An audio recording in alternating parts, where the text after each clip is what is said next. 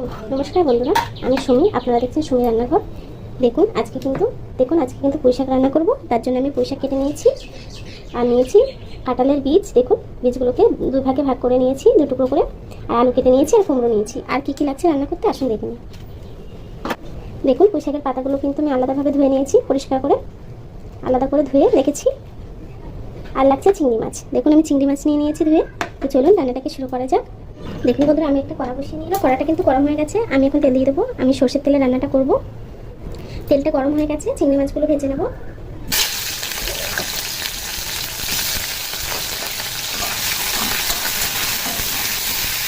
মাছ ভাজার মধ্যে সামান্য একটু নুন, সামান্য একটু হলুদ গুঁড়ো দিয়ে দেবো।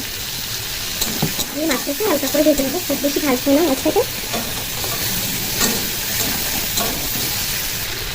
বন্ধুরা, আমার মাছটা কিন্তু ভাজা হয়ে গেছে। মাছটা বেশি ভাজবো না, আমি 1 মিনিট ভেজে নিয়েছি। এখন তুলে নেবো মাছগুলো। মাছটা কিন্তু ভেজে তুলে নিয়েছি। এখন এই তেলের ভিতরেই সবজিগুলো দিয়ে দেবো।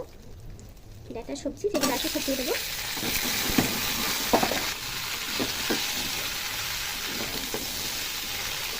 সবজিটাকে কিছুক্ষণ ভেজে নেবো।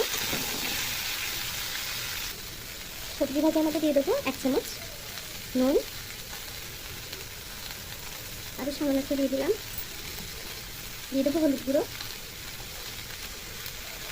দিয়ে সবজিটাকে কিছুক্ষণ আমি ভেজে নেব।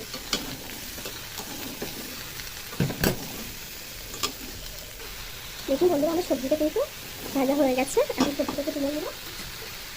সবজিগুলোকে তুলে নেব।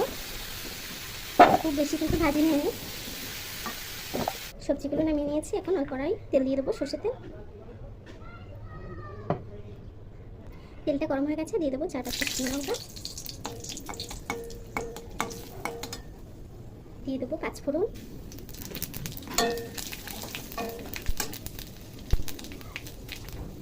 দিয়ে দেবো কিছু রসুন। রসুনটা হালকা একটু লাল লাল ব্রাউন হবে, রসুনের কাঁচা গন্ধটা চলে যাবে, তারপরে আমি সবজি অ্যাড করব। সুন্দর একটা গন্ধ ছেড়েছে। রসুনটা কিন্তু আমার হালকা ব্রাউন হয়ে এসছে। এখন আমি পুঁইশাকের পাতাগুলো দিয়ে দেবো।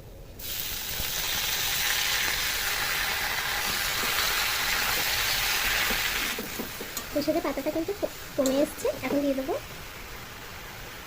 হলুদ, দিয়ে দেবো স্বাদ মতো নুন। যেহেতু আমি ভাজিতে অল্প একটু নুন দিয়েছিলাম সবজি ভাজার সময়, সেই আন্দাজে আমি নুনটা দিয়ে দেবো। আপনারা আপনাদের স্বাদ মতো নুনটা দিয়ে নেবেন।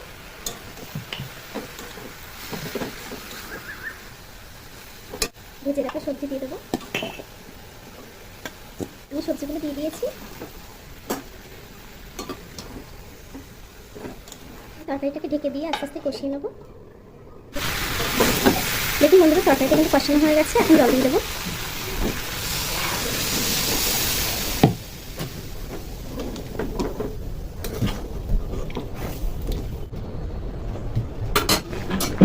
তরকারিটা কিন্তু ফ্রাই হয়ে এসছে। এখন চিংড়ি মাছটা দিয়ে দেবো। ভেজে রাখা মাছগুলো দিয়ে দেবো।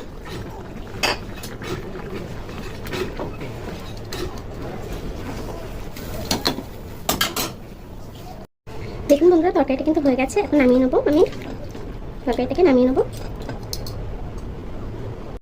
বন্ধুরা, আমার কুমড়ো আলু সব রকম সবজি দিয়ে কিন্তু চিংড়ি মাছের তরকারিটা হয়ে গেছে পুঁইশাক দিয়ে। আপনারা এই রেসিপিটা ট্রাই করবেন। আমার ভিডিওটা আপনারা দেখে কিন্তু সাবস্ক্রাইব করেন না, ভিডিওগুলো লাইক দেন না। আপনারা অবশ্যই আমার ভিডিওগুলো লাইক দেবেন, চ্যানেলটাকে সাবস্ক্রাইব করবেন। আরও নতুন নতুন ভিডিও আপনাদের সামনে নিয়ে আসবো। আমার ভিডিওটা যদি এখন ভালো লেগে থাকে, ভিডিওটা লাইক দিয়ে দেবেন, চ্যানেলটাকে সাবস্ক্রাইব করে নেবেন। সবাইকে অসংখ্য ধন্যবাদ।